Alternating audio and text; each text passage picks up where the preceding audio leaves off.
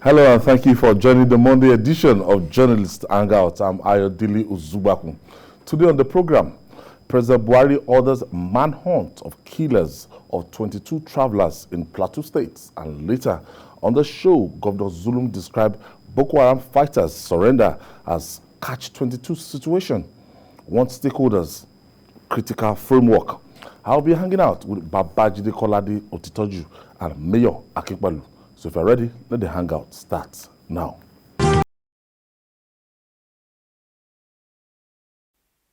Thank you for staying with us. Let's begin from the international scene. After 20 years of intervention by the US and NATO, the Taliban has captured the presidential palace in Kabul and declared the Islamic Emirates of Afghanistan. In the midst of the chaos that has enveloped the country, humanitarian crisis is ensuing following disturbing footage of thousands of people struggling to get on a plane and get out of the capital. Let's share some of the videos with you.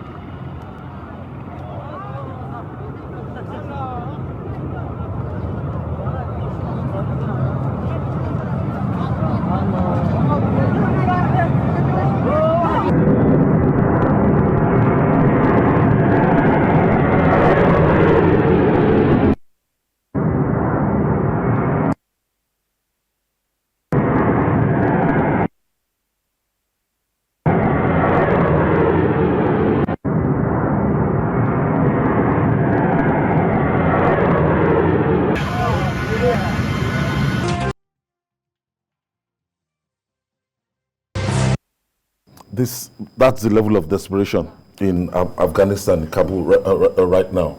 And after 9/11 and with the intervention of the United States and the North Atlantic Treaty Organization, the Taliban has resurfaced again, and that country is back to square one. Yes, and it's shameful that the Americans didn't handle this situation well at all. This is not how to pull out of a country. This pullout is more shameful than what happened in Vietnam.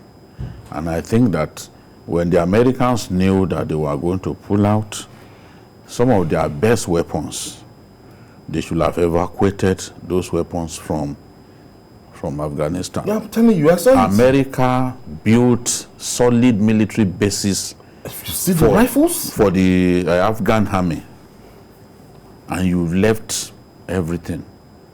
Now, the Taliban has inherited some of the best weapons available. Humvees, hundreds of Humvees. You know, the army truck, the U.S. main army truck, hundreds of them they left behind. And if you build state-of-the-art barracks or army bases, so that as your own way of building capacity for the Afghan army, and you suddenly left the country, then you've not done well. They should have, before leaving, they should have compelled the Taliban come to a round table, agree to a power sharing formula that will ensure that this is not a winner takes all, because the way it is now is a winner takes all for these guys. Invasion of the presidential palace. They've entered the place. You guys are trying to drink tea with the golden. Everybody. So this the manner they left. When you look at even Clinton and said, "Look, we made mistakes." The manner America left that place it's like they've brought everything back to square one. So what is all the, you spent billions on billions of dollars, 20 years, you know, in that place. Now the Afghan army couldn't stand up to these guys. It's similar to what happened in Iraq. Yeah. What do you want the Americans to do? We have to look at it from this point of view. The outcome of what happened is not in doubt, was never in doubt. What was surprising was the speed that it took. We have to look at what happened. America has been in their place for 20 years, investing trillions of dollars. They trained the Afghan army, like he said, they equipped them properly. The Afghan army have a very good air force. The Taliban don't have air force unit.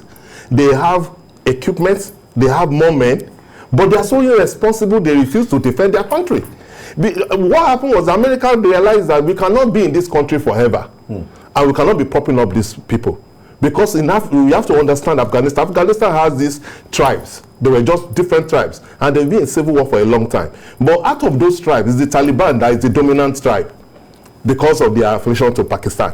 And over time, after 9/11, because when, you know, there was a civil war, the Taliban now took power, started this nonsense Islamic, whatever they call it, and then they allow Al-Qaeda to have a place in their country, which made them to attack America. So America came. When America came in, the idea was to attack Al-Qaeda and to punish the Taliban for providing them the opportunity to do that, and which they did.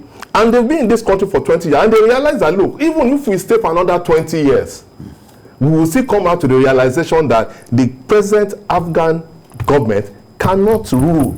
They are so corrupt, the money they give them, so the people are not ready. The soldiers did not fight for them. These people were able to move America's failed projects. Yes. Because when you talk about Libya, when you talk about Iraq, this is still the same thing now.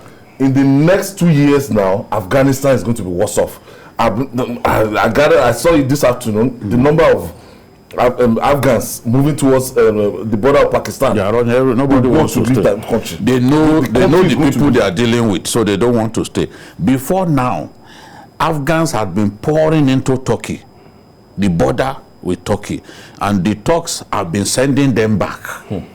Men and women, children, trying to get into Turkey. The more the Taliban claimed communities in the hinterland, the greater the fear of the people that what's going to happen. Now the Americans came up with a faulty intelligence, suggesting that even if they are going to take over Kabul, that it will still take up to 6 months. Yes, between 3 months and 6 months. Now, yes. Now, your intelligence was wrong. What was that intelligence based on? That suddenly we now see them within a few days, they are inside that place. The whole place. I'm happy that they admitted that they made some mistakes. You don't leave a place in the manner that you've left. That country is going to be worse. Let them come to convince them. You know why they made that mistake? You know why they made that mistake? When the decision was taken, a decision was taken during President Trump. President Trump took a decision that we cannot be in this Afghanistan forever. These people must die. So he now called. America knew that, look, the only people that can handle power in Afghanistan are the Taliban. So President Trump called them for a meeting, for a negotiation in Doha. In that negotiation, the Afghan government was not represented. Then the decision was taken by Trump, which Biden didn't really have a choice, because already the decision has been taken. There has been a drawdown. So it's either you change that policy and you continue to fund that place, or you allow. So immediately they realized that the mistake they made about the 3 months thing was that they thought that the Afghan soldiers would defend the country and that it would take them some time to do so. But in Afghanistan, the soldiers and the commanders, they are not loyal. They just switched their allegiance to the Taliban, and the Taliban just moved through. That's why it took them 10 days to get to Kabul, because nobody was fighting them. All right. Let's take a look at another critical issue. Now, despite reservations and criticism, President Muhammadu Buhari has signed the Petroleum Industry Bill into law. The president posted the news in his social media handle. Jide, PIB over 20-something years. I think since 1999 that they've been debating on this PIB. Now, President Muhammadu Buhari, in spite of the the 5% or 3% that is meant for the host community that was heavily in contention in the National Assembly, President Muhammadu Buhari has gone ahead to sign this bill. Well, I didn't see this coming because some of the lawmakers that I spoke with were saying, look, during the break, that they are going to engage one another and see how they come back, they can come to some form of agreement on some of those knotty issues. For example, if the two houses of the National Assembly did not agree on 5% and 3%. Yes, there should have been a kind of middle harmonized committee. Yes, there should have been a kind of middle ground to say, okay, is it 4% that we are giving, or we go for 5%? Because when you look at what these oil-bearing communities have endured for everyone, you want to think that those who are saying it should be 5%, they were right. You know? And frankly, some of the senators that I spoke with, they were saying, look, during this period of the break, we will be able to come together, and then when we sit this issue, we can then harmonize these issues. But I was surprised that the president has had this sign.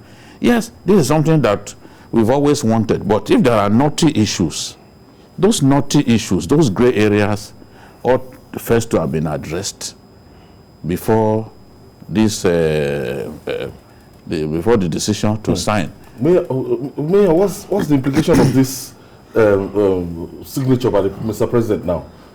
I can understand that the host communities deserves more than 3%, but signing it to me is a step forward, because we've been asking for this PIB. There cannot be any debates on. No, it has been signed as law. If, for example, if the president had refused, he can go back to the House, and the House could now override that veto. I didn't mean it's a veto, but if the House passed a bill and the president signed it, it is law. Except the National Assembly will come up again and now try to do another law to cancel that law. So as it is now, the PIB is law. We have to accept that. But there are other things there, you know, the more investments within the industry, checks, and all the other things. It's better for us to take it like that and hope that maybe, okay, you know, there was a time there was derivation that is for the host communities. Now there's another additional form for the host community. It is not perfect, but it is a law that is a step forward. I'm sure this is not the last we're going to hear about this PIB bill. We are waiting for reaction even from the lawmakers from the both chamber of the National Assembly. And moving forward now, Plateau State, North Central Nigeria, was engulfed by another mindless killing when gunmen killed about 25 travelers and injured several others. President Muhammadu Buhari has ordered a manhunt for the killers. In a statement through the Senior Special Assistant of Media and Publicity, Garba Shehu, the president ordered security agencies to fish out the perpetrators and bring them to justice. Jide, Plateau State again. Yes, the cycle of killings in Plateau State is almost as old as this democratic dispensation. Since the early 2000s, we've been killing one another. And this killing didn't just happen. There had been some killings before this one, especially in the community called Jebu Meyangu, which is very close to the headquarters of the 3rd Division of the Nigerian Army in Rukuba. I am particularly ashamed that this incident could happen so close to the headquarters of the Army's 3rd Division, and people were killed in the manner in which they were killed. The governor of Plateau State, whom we just saw now on the screen, has proved powerless to stop these killings, especially the recent killings. There was a time it was Riom that we were hearing all kinds of stories, Riyom, Barakin Ladi, that we were hearing all kinds of stories about. Constantly. Today, it is Miangu in the Rukuba area. That's where killings have been happening. In the last 3 weeks, more than 100 people have been killed in that area. More than 100. Last week, there was a story. A lot of it is reported, but no, we did not get the kind of response that we have about this one. For example, last week, and if you Google it, any Nigerian listening to me, any Nigerian listening to me can Google it. 5 women were on their farms. They were shot and killed on their farms. Even after this one, on Sunday morning, there were attacks, up to 7 people killed on Sunday morning in response to what happened. The University of Jos had to hurriedly shut down the school and postpone the exams that the students were meant to write until further notice. So what I'm saying is, these killings have been on for some time, but no serious response from the government, either at state level. In fact, the killings in Bassa is the NGOs that have even responded more than government. The NGOs stepped in, and we saw them trying to achieve peace between the warring groups. If there is a place in Nigeria where people have made moves to stop the natives from killing one another, to stop the people from killing one another, it is in Plateau State. I remember that there was even a time that Senator Shehu Sani put it upon himself to go to the place trying to find peace. There have been so many. There was a time that we felt that, okay, peace had come. There was a football match between the Biroms and the Hausa Fulani, you know, a kind of football match meant to end their years of killing one another. But we still have people killing one another as if human life is worthless. So the question is, why are these things going on? They are going on because we do not punish people who kill fellow Nigerians mindlessly. How many people have been put on trial, jailed, and the press was able to report the fact that we have made examples out of them? We will hear that the army and the police, that they've arrested people. We've heard now that they've arrested people. Where does it, where the matter, where does it usually end? There was a funeral for a federal lawmaker, and during the funeral, mindless killers attacked the funeral procession and killed people who were already mourning. Do you think that in such a situation, this kind of killings will continue? We have not shown serious effort to end these killings. And as I've always said, it is not the army or the police that will end killings. The people must make up their minds that, look, we want to live in peace with one another. Yes. Where people continue to have this mutual distrust, hatred for one another, the killings will not stop. Because you are waiting for government. Government cannot by fiat stop you from killing one another. You have to decide that enough is enough. Mayor, this is not farmer headers clash now. Now, we've seen that, look, that this thing is just like a reprisal or continuation of the animosity. You see, it who comes to equity must come with clean hands. We try to gloss over problems, thinking that if we close our eyes, that problem will disappear. What is happening in Plateau is the same thing that has been happening since 1999. It is mistrust between 2 different people who believe that they should kill each other. So what we'll have is reprisals. Some people will kill, and then the other party will come and do reprisal killing. So it is the person that I will still consider to be at fault in all this is the government. Because when some people attack communities and kill people in those communities, and they do it repeatedly, and they get away with it, and they don't see government punish those that are responsible for such things, it will be very difficult for you to stop people from that community from doing reprisal killings. So that is the problem. The people must learn to trust themselves, but more importantly, they must learn to live together. Because whether they like it or not, circumstances have put both of them together, and they have to learn to live together. These senseless killings cannot help anybody, because it's just the same thing. Some set of people will kill, the other people will go back, they will go and plan and do reprisal killings. And that is what is happening. So those people who committed these unbelievable atrocities were doing that as a reaction to things that have happened in their communities in the past. That is the truth. And sometimes when these things happen, people get killed, government would not even show any empathy.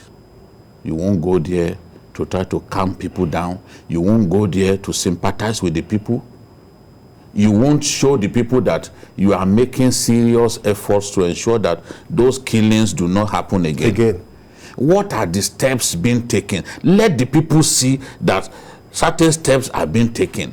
You are putting people on trial. Let the world know that you are putting people on trial for doing this, for doing that. That is the only way they can learn and realize that, look, this is not going to be allowed. This is not permitted. This will not be tolerated. But we will have a situation in which killers get away with simply killing our people. No lesson learned. Nobody punished. So how do you deter others from pursuing this course of action?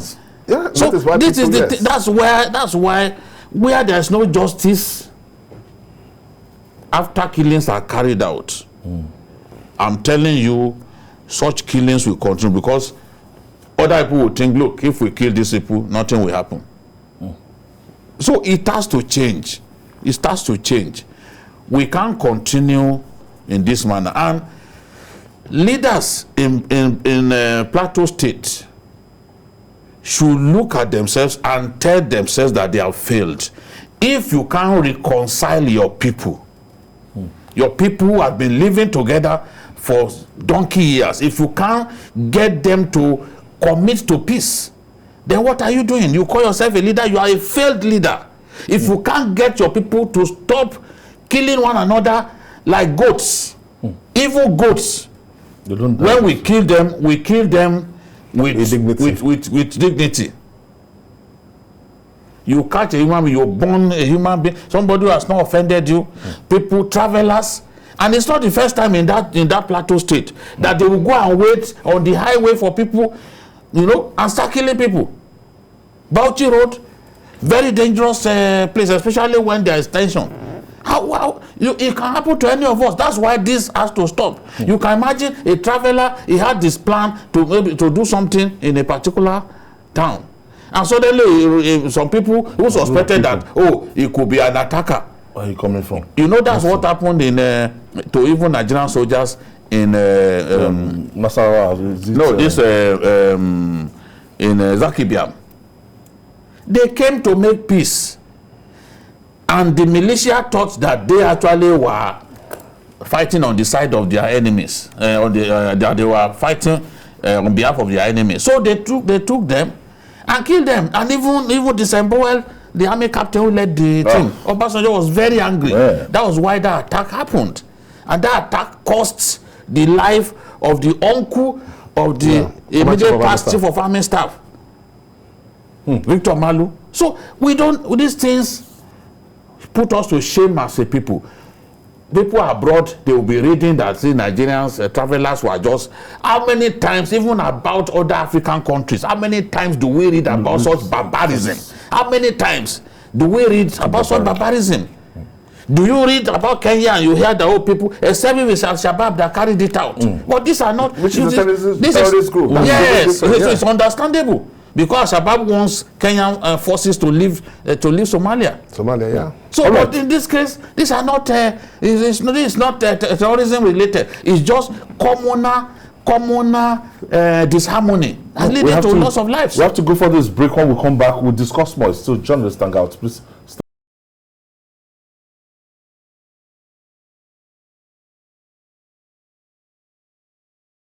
Welcome back. It's journalist Hangouts, and I still have Babajide Kolade studying in the studio and Bayo Akipelu, and we're looking at the crisis in Plateau State.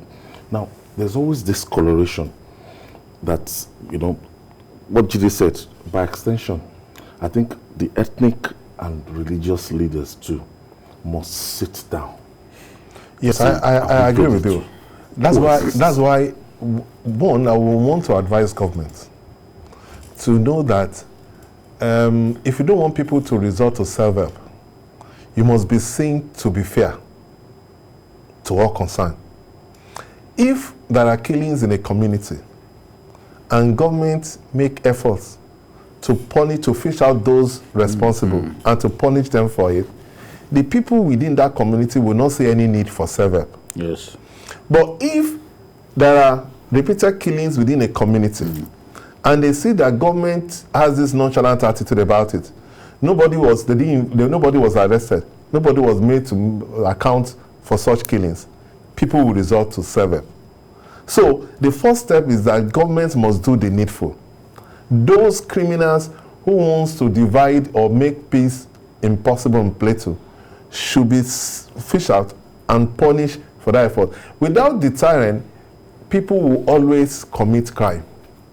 That's the reality. And because the people doing these killings in Plateau, because they've been doing it repeatedly, and government is nonchalant about it, they don't hear anybody being punished for it, and everybody make it look as if it is the norm, it doesn't matter. There's no way people will not resort to self-help. So the first step is for government to make sure that anybody that is responsible for these killings within this community must be fished out and punished and be made to make account, to give account for what they've done. Then the community leaders must be able to tell themselves the truth, that whether they like it or not, the two tribal groups that have been killing themselves, they have no choice. The destiny have made both of them to be in that part of the world. And whether they like it or not, they must live together. That's the thing. We seem to have overwhelmed the security agencies around that place in terms of response and in terms of, you know, the way they respond to. Because if at the time the first 25 were killed, if they had moved in, they would have stemmed the tide of further killings. Yes, that's why I said I'm ashamed personally that area, there is a military base in that area and the headquarters of 3rd Division, which is supposed to be able to deal with this kind of threats. Yes, we read reports that some people were arrested, that some were even rescued. You see, before we came into this studio, I saw a story involving the people of Katsina State. They demonstrated that attacks by bandits were too much. That what was government doing? By the time these people take up arms, because I heard that even in Katsina now, that more and more people are buying weapons. They are arming themselves. They've been pushed to the wall. Some are forced to go and buy houses in Niger Republic. Once it's 6 o'clock, they leave Nigeria, they go and sleep there. If it gets to the point that everyone now thinks that, look, the government does not exist for me, therefore, in order to help myself, I must go and buy pump action. I must buy the AK-47. Then we are in trouble. Let's quickly pick this. Ima is calling us from Jos. Thank you for joining us, Emmanuel. Oh, thank you. This Quickly, is Emmanuel calling from Jos. Yes. I want to appreciate TVC for bringing up this issue. I waited yesterday, but I think it was an act of journalism to wait and hear the real story. Yes, to a very large extent, what is happening on the plateau is not something that we need to look too far to understand. We're talking about reprisal attacks. Yes. These reprisal attacks are happening because government has chosen to ignore some of the things that are happening. And this is causing a lot of havoc within the Plateau. Is like a mini Nigeria with several tribes. So you have issues where you touch this area answers. You touch this area. Let me just bring a little scenario. What happened in Miango happened since 2nd of August. And it's something that has been happening almost for 2 weeks.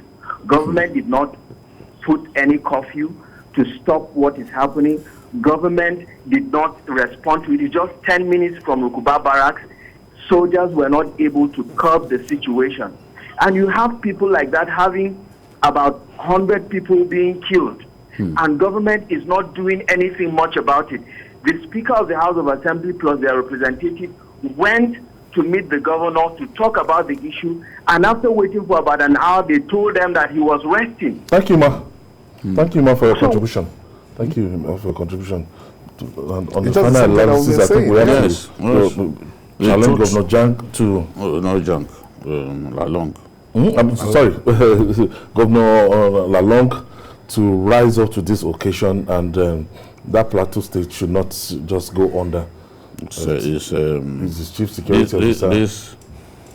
This thing is really perplexing. It's depressing. You see children who are victims of war that they played no part about. It is in our country that it happens. Something that has how, been there. how do we respond? I was reading what the statement from the IG that is going to send the police intervention team led by DIG Sanusi, who is the DIG in charge of the North Central, to go to that place. As I said earlier, more than 100 people had been killed. In fact, between July 31st and August 2nd, so many people were killed. We read about these things in the papers. What was being done to put an end not just to the killings, but to ensure that the people see the need to live together, to not see his brother as an enemy. There are communities in our country where, whether people like it or not, look, you must live together because you can't chase them away. It's just like South Africa. It's just like South Africa. You say, oh, the whites have come to dominate us. The whites, they are this, they are that. Where do you send? Some of them have been there since the 16th century. Where do you send them to? Many generations. Where do they go? So, you know, a lot of them, they can't even link their ancestors to a particular country. You know? Oh, they could say some of them were originally Dutch. But can they go to Holland now and say, okay, this is our family house? No. So you have to live with them. There's nothing bad in living with people. Live with them. Live happily with your neighbors. Final take on that? Yes, my final take on this is that government should do the needful. Government must be seen to be fair. People, those who are involved in senseless killings must be brought to book. That is only when people in such communities will not resort to self-help. If government does not do the needful, what we are seeing now will continue to be this vicious circle that will be happening to 1999. And it will get worse. It's the same thing when you look at even in Zamfara, Katsina, when these attacks became prevalent, the people formed what you call Ensake. They are the local vigilantes. By the time the local vigilantes got involved, those ones will show no mercy. Then the killings continued.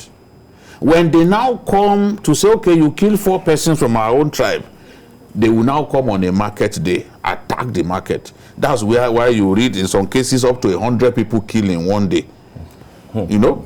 In Katsina, there was a day that they killed about 120 people in one day because the reprisal attacks were now happened on innocent people. And finally, on the show today, that some Boko Haram fighters are surrendering is eliciting a lot of reactions from Nigerians. Governor Babagana Zulum of Borno State has described the surrender by Boko Haram insurgents as a catch-22 situation which has left the state with difficult choices. The governor says the situation requires diverse stakeholders, including representatives of attacked communities, to come together and critically review the pros and cons and implications of the surrender in order to agree on a workable framework. It's really a difficult situation for Governor Zulum. When you see every one of them there. When you see a group of people saying that, oh, we want to surrender, and you've seen houses burnt, you've seen people maimed, killed, people, they've lost their families, and they're saying, oh, please take us back as the prodigal son. We don't want to belong to Boko Haram again. And people have lost their husband, lost their wives, lost their livelihood. It's a difficult one.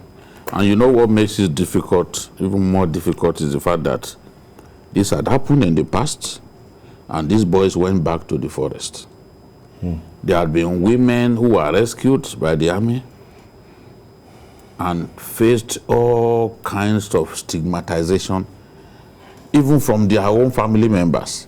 They were then forced to go back to Sambisa forest. Women, young women. So this is the thing. You can say you want to forgive, but to forgive is much more difficult than to forgive.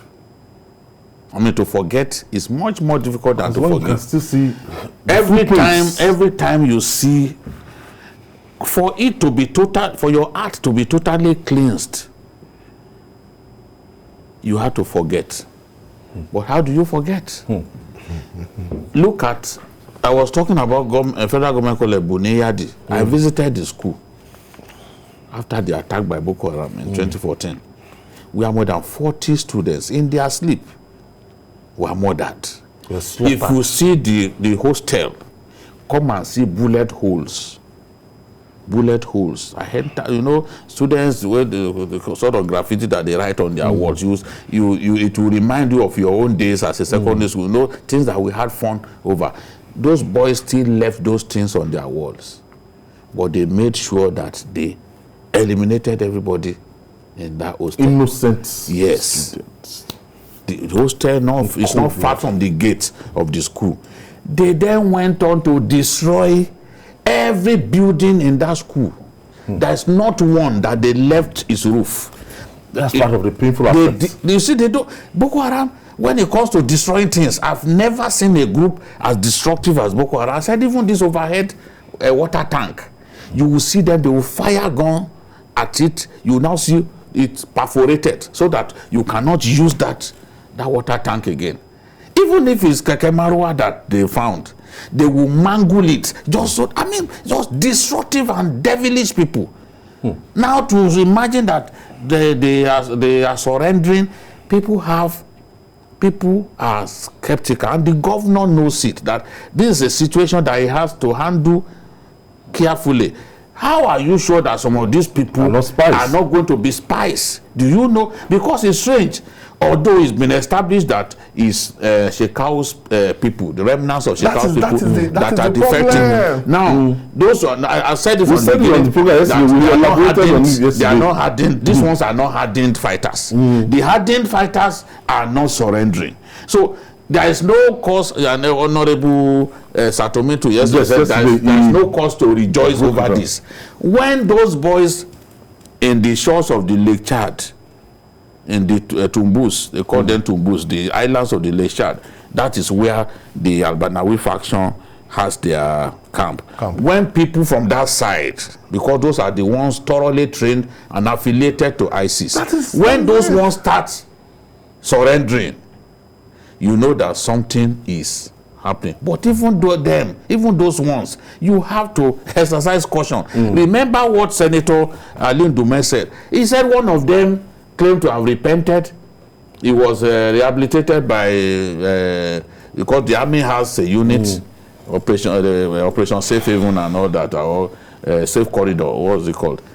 The guy then went to kill his father and stole his father's cattle. After doing all that, he went back into the forest. So why won't Borno people, starting with their Shehu, the king of Borno Kingdom, was the first to complain. He said, you people come to us, you want us to accept them. Some families, everybody was wiped out. How do they forget? How do they live with these people and feel comfortable? That is even the realization that, these guys, can I trust him? Can I trust him? After all that others are done, I think that's the fear that Governor Zulum has. Yeah, what's your interpretation about this? I want to advise the governor that he should not be fooled by these so-called people who claim that they are giving themselves up. What is happening is just a fallout of the death of Shekau. You know, there's ISWAP, there's Boko Haram. The ISWAP people, because of the affiliation to ISIS, have foreign fighters, have more funds and all that. And they wanted Boko Haram to come into ISIS, into ISWAP, so that there will be one. And because Shekau refused, and because they broke away from Shekau, they knew they are conversant with Sambisa. So they went after him and got him killed. And because, he blew himself up. But you know, the reason for it, because they wanted to capture him, he blew himself up. But you see, when a commander of an army is killed like that, there is so much confusion because there are there's no single commander that can take over. So there is no cohesion within that group. So some commanders within that group are frustrated of what is going on there. And they are looking for a way out for themselves. And they are here. So it's just a time for them to be able to put themselves together. We should not be fooled the second time. You know, there was a time like that after we were able to attack Boko Haram at that initial stage of the war in Sambisa, our commanders were excited. They claimed they were degraded. They took a flag to the president. And the Quran. Yes, and Quran, and said, look, this is Shekau's Quran. This is their flag. There is no, but we have degraded. They are degraded. They can't do anything. And we know what happened after that. So let us not be fooled the second time. It is because of the problem that is in the Boko Haram faction. That is why you are seeing some people come forward. That is not the real terrorism we should be looking at. Is this ISWAP that we should be looking at, because ISWAP is well organized, they have funds, they are affiliated to ISIS, they have foreign fighters. Those are the ones that we should bother ourselves about, not Boko Haram that Shekau, because Shekau is not there. They don't even have weapons. Yes, they don't have anything. The other group that has weapons, good weapons. So that's why they are coming. And even before Shekau died, he was not attacking the army, he was attacking civilians, because he could not stand up to the army.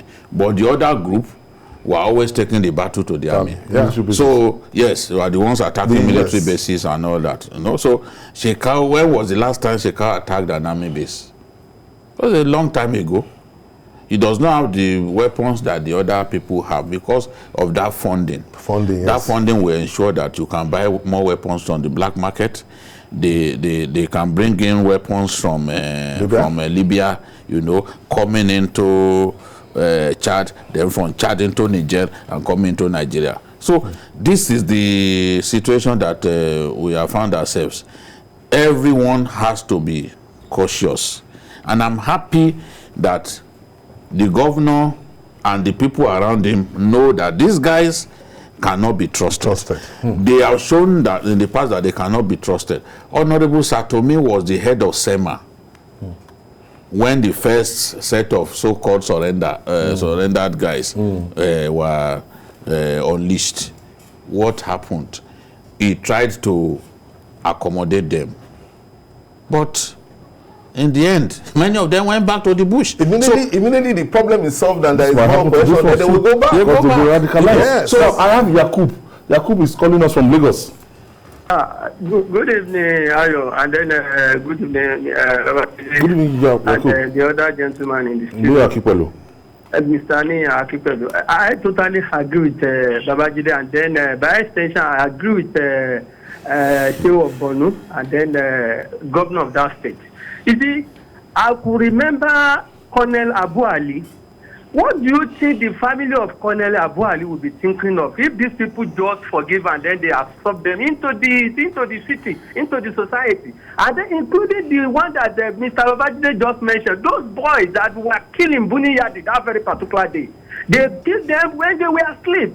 And then these people, I think for me, though it's my personal opinion, I think they were pretending. For me, if I have my way, I would have not accepted them. Because these people have been killing a lot of people and then they now come out because they are feeling the heat, because their commander have already killed himself. They now come now that you are telling us that we shall accept you. How? Why now? Good evening, God bless you. Thank you, Yakub. The question is why now? Why not before now? Yes. So what to do with them now? It's the problem now. I understand why he said it's a catch-22 situation. If they leave the group, they reduce the number of fighters available to the group. Correct. Although they don't look like the very active fighters.